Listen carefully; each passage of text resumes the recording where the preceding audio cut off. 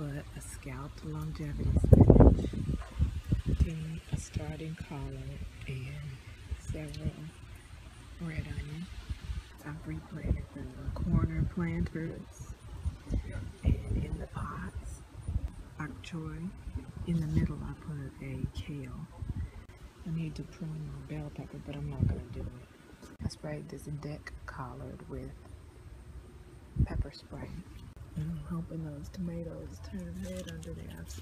I'm going to wait until it gets really cold, until it dips, before I take my citrus trees inside. I'm going to pull both of these longevity spinaches. I can't say what I'm going to do to them aloud because y'all know it messes with me to discard something that would be food. I'm going to harvest this and set up a new plant.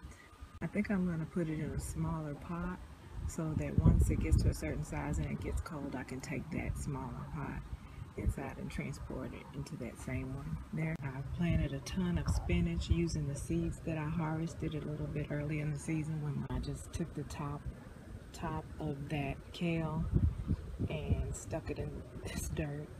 I also took a little side shoot and stuck it in the dirt as well. I took 2 side shoots of the callaloo that I harvested and stuck them in some dirt. You don't know. Sometimes you just gotta stick shit in the dirt and see what happens. Good things could happen. Good things could happen. I'm gonna get rid of this Malabar spinach, but I wanna see what the flowers look like. Do they open any further than this? Next to the callaloo, I stuck another.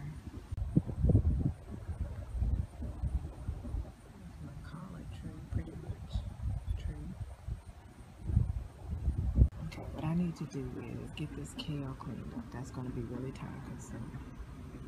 And at least get it in the sink and then get it in the pot, because I'm just going to make the whole big giant pot of it and freeze it. And also, I did have to get the jaws of life after all for that large kale. Yeah, the scissors and shears weren't going to cut it.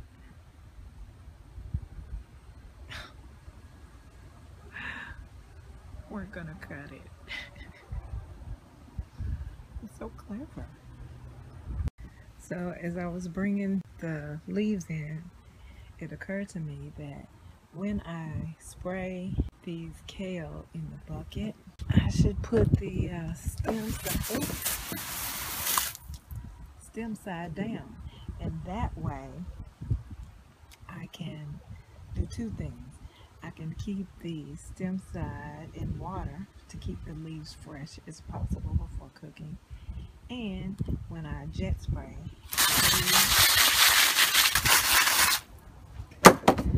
then I can spin the bucket around. Well, I'll just spin it a few inches at a time. And that will help jet off as many insects as possible. So I'm going to clean the batch that I have inside. Here I have the first batch in the sink, and a sink of clean water over here. And I'm going to wash these several times in the sink. There should be very little to no bugs on them. There should be little to no debris left on the first batch of kale in the sink. I'm gonna go ahead and here's the other half of the sink is just full of clean water to wash them again, and then I'll do the same thing over here. I'll wash them in alternating sides as I strip the stems off and get ready to cook them up for freezer storage. Mint harvest. See how clean they are? And some of the leaves are a little bruised, but that's because, you know, I jet sprayed them. And here are my verbena leaves. I'm going to strip those from the stem so that whole thing can just be inside paper bag and stay green. And while I was at it, I made myself some verbena tea. This is from fresh leaves. I generally like to do it with dry leaves because it's easier to just crumble them up than to than to have to pound those leaves to release the oil so that they can be some good tea. Anywho, all I did is scrub the leaves into one another like I've shown you this before. We have this one and this one, and I take them and I use, they have they're dinosaur kale because they have dinosaur-like skin. So I take both hands and I scrub them, and I use them to scrub each other clean. And then I put them over here and wash again. And then I wash a couple of more times. But I just wanted you to see that there are no insects in this first washing. None. That's how clean. These are strips of kale.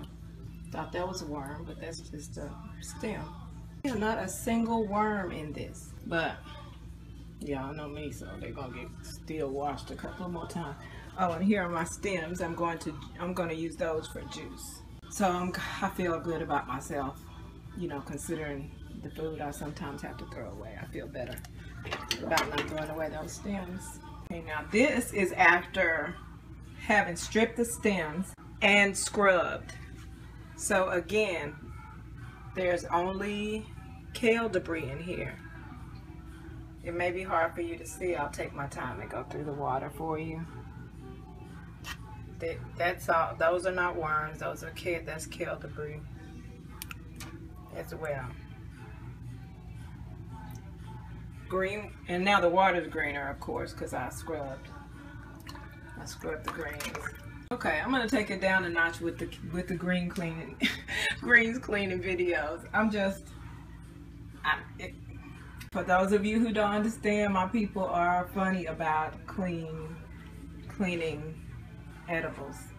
For us to eat so much junk food, we are extra super particular about things coming in from outdoors and eating them. I fall into that stereotype, but I'm a chill. So I have everything in the pot and started, as you can see, I started out with some red peppers and onions and garlic. And I sauteed those in olive oil. Now I have begun to put the clean, super mega clean kale into the pot. And you can salt and pepper to taste, because I'm not going to tell you all the other spices I put in my kale, because it's amazingly delicious. And I'm not going to tell you. I'm already not getting paid. My video is not even much getting watched. So those of you who get in on the ground floor will have way more information than the general public will later, if and when anyone starts to notice me. So know that I love y'all. I hold grudges, so I remember the fact the grand masses paid me no attention in my early days. Okay, so here are all the stems. Clean, dirty water. No insect. I really did not come up with any insects. I'm leaving this so I can use it in general cooking outside of this big ass pot of kale. And I am whipped. This is a 3-tree harvest. So tired.